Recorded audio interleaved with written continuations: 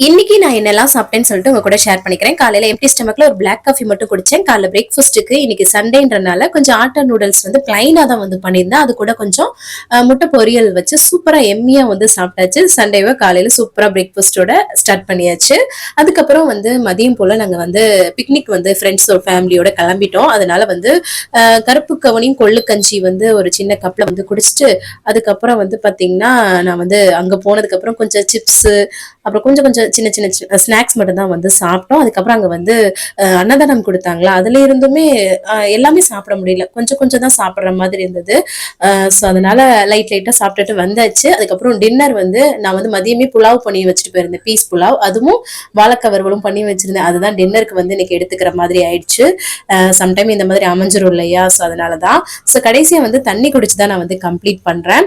So நாளைக்கு என்னெல்லாம் சாப்பிட்றேன்னு சொல்லிட்டு உங்க கூட ஷேர் பண்றேன். தேங்க்ஸ் ஃபார் வாட்சிங். பாய்.